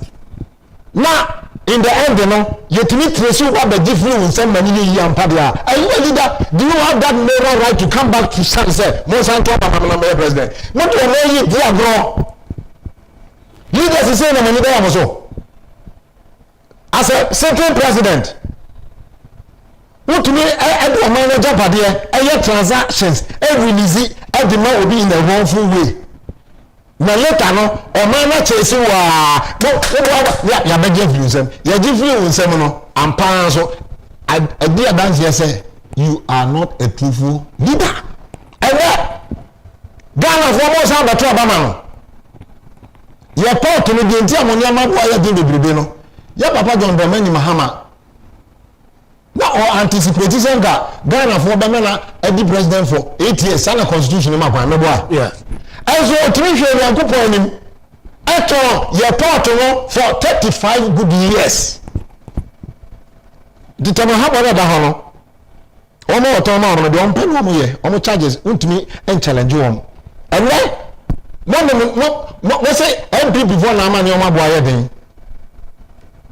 Asie bi na me nkyere mo no. Na Dr. Mahmoud Bawumia say Mahama say aseye a oni de ohunu saa oba no aba ba ye di obetimi woto aba na Bawumia onim say wa anyere wo ho a Ghana for better about rejecting and said, "Ye rejected Mahama, no, I'm in the new Guasi. Into the Hopoponia Hokeka, about performing 4 years, the first 4 years, and never go with them. But Otuma Mahama, he has nothing to protect nor defend. Into the Moto Abatiano 2016, Namasana Tutiano 2020, no, more compensating with 2024. Moto Abamana Sandebe. Now, what did you do? Now, why Yamana Yamuya? Also, you're in the bo. Own Tibia. More demonstration, own Tibia, because after all. So, I'm financing the constitution, I'm on to see Ghana there. On come back to Mubium. Now, politician on come back to Mubium. And I Ghana for Martin and Yamakatoba. Hey, Monte Ghana ha. When you call a former MP, or former MP, call one of the Katan say, Obaya into a man's hospital. Now we share Sabi, a four, one shall be to amount. The former MP, call her because only what will be. Can hope you, but say, Sabi American, no person, Motomas here, I make us a give you a tenor. Yes, no, we will say, Omane MP before there, and NBC for so there. No, former MP, never got is a former MP. Me buy a na me prescribe na ko hospital na boa me. Na tie fu a oba kan kire wo. When about the going here? Oh, yeah, what will be a cocoa na ma ho ye na nika. Oh, yeah, what will be but o sitting MP, says I was sitting MP no. Now o ko to no kwa dia. Now o ba kan mo sa me ba na yare a. Say 2000 na o pa anya hwe no 500 video bi nyama. Sir, because when you say we hear go from Modino, on person will lose election. Now Otoma Mahama, on call election will be no. A dear boy na government show. Sure. Otoma Tabamunia, over strong, or what one if we say, or if you what you want and to on from and anyone who has said Mahama clear do so and a power no. Don't risk the country. No man know your mind. Answer me NDC ni NDC ni MPP ni no MPP ni NDC no enye ohun kwa Omane ohun dia ye nyina ye dia adapt ni mu bi be sore na me ko kuma ni di na chi se de mi di Dr. Mahmoud Bawumi achi ye to Obama no a I am expecting him only to perform. Yes. So when to me, God forbid, I'm not saying because him the Dr. Mahmoud Bawumi abeye na sankono na Mahama na wa ntimi ni ato obeche no ko 8 years ejine as gracia ejine konko Jessica oje na wasan fie after 8 years wa ko 3 ni say ye to Obama memereye eso me amare no asela mo fo Oman na mame a are we serious as a country? No. Enti you to no mo sorry na mo no ma me na mkasa dollar cost nyoma enwa de no ewiase ba bia sa na ye na ye wo okandifo bia na nkupon ayi no Dr. Mahmoud Bawumi say ya hwe ye ni escape ko to Obama Muhammad a ene mo mujejeje yo Ghana for ene mo mujejeje eye Nicholas Omane Acheampong eda moteni kanuna me introduction no me kan bibi efa nsembia eye former minister under the NDC eye Dr. Tony Edu odi tudwa efa policies a political parties ediba ema etumi eto abama wana so munya kwanya policies a omo hihye a eboa wo man Ghana yenti mamufo no say ono ojai NDC for ehiemuko since 2000 because since 2000 ema ojai NDC for ehiemuko because wo musia women policies. What you say? Women policies. Okay. Bebua nipa anase bebua wo man Ghana. Na emom omuhia ne omuduan se ekwan ben so na ye befa ye de be win election. Tano na yo policy. Na omo policy no ekwan ben so ene ye befa ye de be win election. Na fe wo de mo omudua afa na on be ma excuses bebebe ti senia Omane Acheampong ekam. And that's no. And what do social democrats do? They consider policies and programs that inure to the benefit of the wider and larger majority of the population rather than contribute to what is happening, elections being a ritual for the circulation of elites. I stopped attending NDC congresses as far back as 2000 because our congresses never extended to the discussion of policies and programs. It was only for elections. Elections of party officials and flag bearer, who and Razramatas ends and we go. We never had time to discuss policies and programs. We are, yeah. Yenye electoral machine. The party does not exist just to win elections. And you party. No. NPP was not formed to win. Only just to win elections. Why? We are forming say the programs, the policies are ebe ba yame boy no me nyansa na be ni passport na ni digu ho na ankra eno mamuni nyina be nyampuntu anything at party. So even in opposition party. So even in opposition NPP were mind service ebetimi what shape the mind of regularly we are coming out with ideas. Regularly, sector by sector, we're holding press conference. Opposition for what is on my press conference can be say only policy. And yet you, the media, will not challenge them. They have been in power before. They want to come again. Have you any of you ever asked them? What alternative do you have for what is going on? What do they have? I've mentioned from President Kofor time the policies that did not exist. President Kofor time NPP they buy. School feeding, yeah, they buy. Health insurance, LEAP, yeah, they buy. Me say, yeah, buy. You one day, one day, free senior high school, one village, one down, one this, one for. You saw that agenda 111? You saw it when you went around? One remote place, here, call yeah, agenda 111. You go so yeah, expanding over 100 health infrastructure. Tell me, NDC, beyond brick and mortar, what did they call for taxes there? Since what they car going?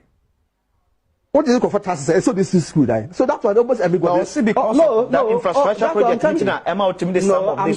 I'm just telling you that. Okay. That one, almost every government will do that. Okay. Because what you vote, but you got ideas. Okay. I just mentioned ideas. Social intervention policy.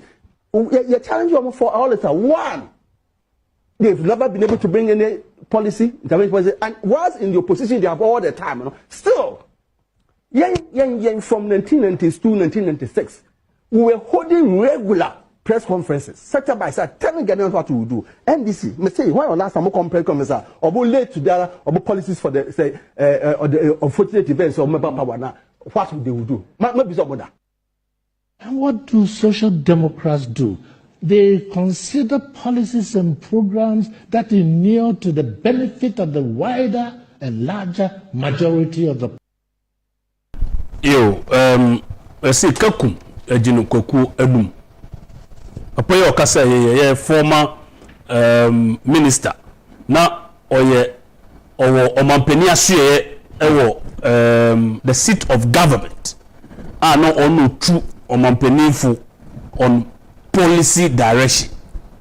And wabeka kire say ojai NDC hyemuko as far back as 2000. The year 2000. Na just say ukambu mo say be 24 years ni. Ojai say Obeko NDC congresses. This and say, or see the congresses never discuss policies. Beboa nipa and I say nipa ama nipa etu mpong. Na utie the former general secretary now MP for Okre. Honorable Dan Kwekubutwe. Ono so mean some odi tu dwan say MPP enye say omo be petuli keke. Nanso na mumu ba omo dwene policies beboa na obobo free SHS me guess edi hu nkomo yi akra nsema okan na eda hu se ena ni na don so konifo nyina me obi angasada NDC ebesi na ya ka to want to know branch no for policy because amamore policy o mo che da say free education policy no enye na 419 no at the end of the day no mo stronghold and as a strong host in they are enjoying it. That is the essence of good policies. Good. More trade, and this is why you do, essence NPP for Sabi. wo ku tanim de Dr. Mamudu Bawumianom His Excellency na not the downpanom wo ku tanim de wo timi so da ye dwene konkan enti Mudi free education for 119 demonstration no any movie for they are still enjoying the same policy that you fought against. I mean any a policy in here na mo ba mesi dan say Ghana for no tie me suffer eva wo say tie mbodi matem no atani ni die mo di matem Ghana mofra no won munya opportunity enko school good sure. And this for Mundi Omane Yenina Yatimono, Nedachi here. Free education for free education, and then Munya and internet to learning because the Munya and the Yamotomo. Yababa John Romania, Mamma Timia because free education. I launch free education. And I was launching free education. And I was signing demonstrations. Said they were launching any 419. What kind of leader are you? Oh, maybe I'm getting the wrong. Or money no be out here. More to me, we are Kwasia Sabi. More to me, we are saying Jimmy. Free education. I have Papa Mahama so launching, you know. And I launched free SHS. Na adiana wo lanche yere na mi bisa na dwen se de wo lanche yere no eno na wo se esa 419 no adia wo lanche yere no esa 419 how can we trust such a leader as a country Mr. Ghana for momi amine ya mani ya nana no ho MDC for mo do mo party election time aso metomasiya se mo ye campaign but kebeya atendidi ni de munyai na mo for policy mra sabe ko toilet na mentua ka policy kurampo NDC muni bi bezine na mo hwe ni ya emire bi beba be ya ma mo se no do wini election because enbi ba nkwala na e ko secondary school no wo ma gini mu bie enkwala na gini mu bie enti wo mo take over wo mo be hu se won to me nkotena TV so enkoka say ekufa me nyahwe ade che yana o commission project ekufa me nyahwe ade che no commission project na do dan kwa akufo-addo His Excellency akora wa boduma opiaf na do ye djuma se aban bia wa ye djuma se president bia oni Dr. Mamudu Bawumia o mo pair no excellent o ma bania be di chire ideas how the aba ya papa Mahama was president odi enwan adwuma wo se wo bono free SHS na here can the other there's another leg to it the science technology engineering mathematics STEM education wo se wo bo adwuma yen hwe some of the projects na o ma year for the STEM education yen ko hwe ne mra ate this is state of the art facility built by the President of the Republic of Ghana, Nana Akufo-Addo, through the Sector Minister, Honorable Dr. Yao Osei Educhum. I think I made the right choice coming to Abumosi because everything I've learned and what I'm learning, it's going to help me a lot. I would have missed this opportunity if I had gone to any other school because what I'm learning here, I'm not sure if I went to any other school, I would have gotten what I'm getting now. All right. And I'm really happy that I made the right choice. First of all, to build a very good culture here, a culture where students should not even be taught before they do what is right. A culture of what learning on their own. A culture where they have the ability to ask relevant questions. A culture where they are innovative, creative, and can do things on their own. In other schools, from what I know, they've been doing theory, but here we do a lot of practical, so I'm getting more used to that. So the school here is practical oriented? Yes, please. Oh, okay.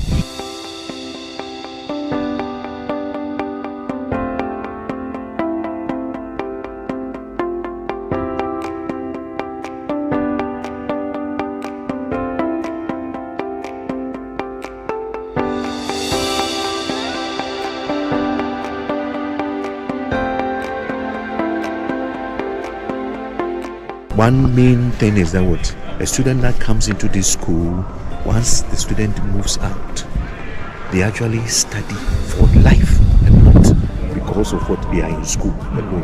This school has been so nice and good. It's very different from other schools since we have ultra-modern facilities in here and a very neat environment. It's been a very great experience, especially the teacher having time to explain everything, the facilities for practicals. It has been a very great experience over here. We are grateful for this institution and we are also happy to be here. Thank you.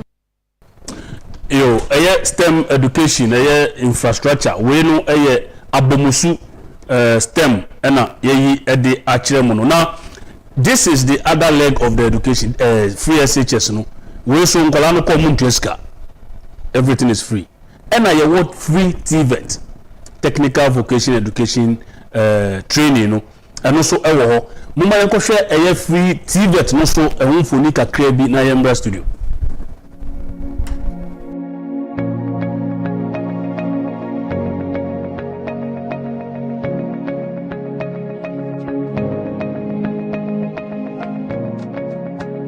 President of the Republic, Nana Akufo-Addo, has made TVET a centerpiece of his education transformation agenda.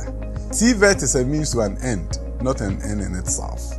By that I mean that we look at TVET as realigning education and economic development. So government came out with a 5-year strategic plan that spanned from 2018 to 2022. The 5-year strategic plan looked at 5 policy objectives. It looked at the governance and management of TVET.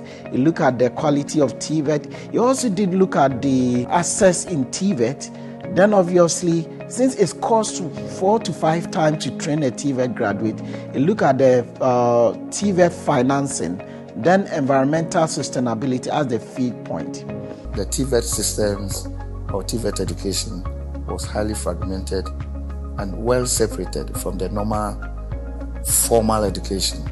You could realize that people couldn't even recognize there was technical education sector in the Ministry of Education.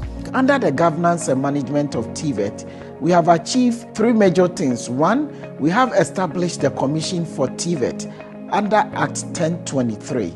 2, we have established the TVET service under Act 1049. 3, we have established sector skill bodies also under Act 1023 to make sure that we bridge the industry and academia as far as TVET is concerned.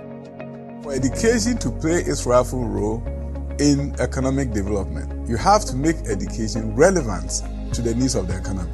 There's no other subsector in the education field where this relevance can easily be established than in the field of TVET. So to begin with, the President directed that all ministries that are doing some kind of TVET will have to give up. So if you look at MVTI, it used to be part of the Ministry of Labor and Employment Relations. All their schools are now at the Ministry of Education. About over 100 schools, getting close to 200, have been brought to the Ministry of Education as a result of this transformation. For somebody who sits in the private sector, TVET education and also infoni Agyapong. A holistic approach education towards education. Na me come nimino ninkan for awos unisex boutique and from Mount Senior de Bohodero no open leather bags, leather shoes, any belt, papa fi amanoni aba utu anamo edeko awos unisex boutique dia onsa ebe can be. Me no ka say clearance sales cost up to 50% won pabo bia ode onsa be kan awos unisex boutique ntika ho na so okoje wode na onye kama awos unisex boutique omo ojowulu opposite the First Atlantic Bank omuni First Atlantic Bank in the hwenim oko airport terminal 3 so ayade a onsa ebeka bi departure C ho no ube onsa beka omo ho East Legon Shiashi Boundary Road ho onsa beka omo na afisu Tesano police depot na chi pepe Unsabeka awos unisex boutique na also ni omo edidwa unsabeka omo 0244649379 0244649379 awos boutique comfort and style now so Franco Trading Enterprise company e shase kakaka ne edimo na chese wodi no kura wodi ne ho no kura san di customers no so nokre eno nti ebo Franco Trading Enterprise Rodero e the amount say Nokia phones, Samsung, iPhones papa ufi hoso a unsabeka TV ahodo nyina any fridge akese tabletop any sizes ni nyina ya dia unsabeka bi washing machine and also ya dia ope CCTV camera papa abeya abefu kwan digitalized ones ni nyina ya dia unsa ebeka bi na fiso almost ma discounted prices digital platforms ni nyina okohwa unsa ebeka bi men kofa address bi akeke social media say oni Franco Trading Enterprise di nkita ho unsa ebeka mo 0246 422 338 0246 422 338 and 0555 939311 and I'll be to download omo trading app no Google Franco Trading app Google Play Store Franco Trading Enterprise still phone papa fi nyame adu fiada bia free no so mpe mo kopim no kron mpe mu no ade ayede show papa ebremu no inside Ghana ho na wote insem akese insem poro insem big abranti no Franco the hitter ode ebrew ntino ukwada and as a fiada bia 7:30 to 9:30 p.m. now de ufidi na ato na 2 na watumi edi weni edi echi eno so yebomu nkaye Brakovi Omane na udi kwaku Omane yes my assistant secretary odi Kofinti no ono so de Omane nti kwa we kwaku Omane videos ya stem any TVET be 2 minutes no be na aye be na yenja okwan the mechanism Ghana for or might be able to power. I just said the education and a year foundation. You dream new era of country called Ghana. Now foundation is education. Dr. Mahmoud Bawumia and his excellence in another dankwa. Example no me yidi atremono. Omani ewo masuya ho, omani wo ma ho.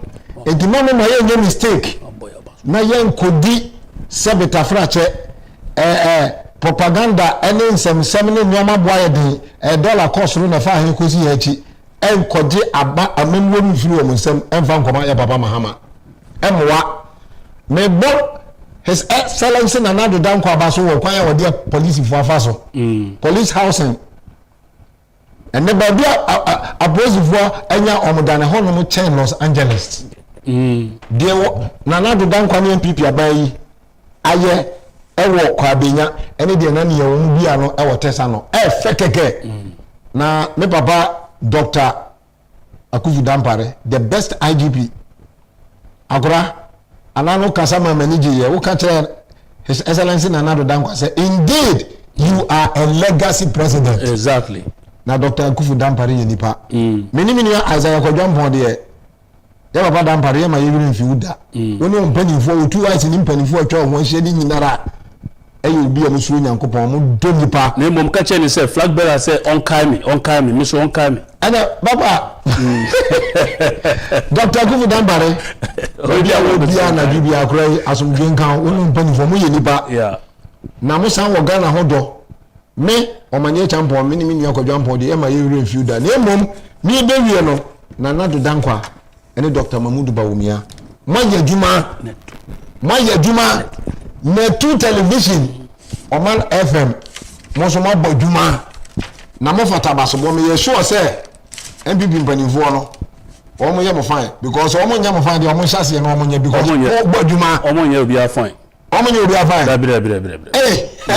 ani e beta say nya me ngo but ye nyina ye sacrifice ne because baby adu no e wo se ebo Dr. Mahmoud Bawumia chidom na djuma pa na nado aye no na nado ka se on person be hand over e de ama obi obeba be se de waya na ne no nkire se chinjina de ono pe no be hand over mo o ka de apagana fo cha wo se mo nto abama de o me say foundation no a eye papa na wabele no Ghana fo nyina mo nya ba ko especially voter region for not to Obama NDC a chance almost simo ache development a voter region nyina kase MPP for intimation ho na mo to about this time around ema NDC fo hu say so mo ya muti say sapofunu the hear them about one kwan of the come there afedi sabi anibie abama yankwa na nyina nia bi yasesa na mo to abama Dr. Mahmoud Bawumia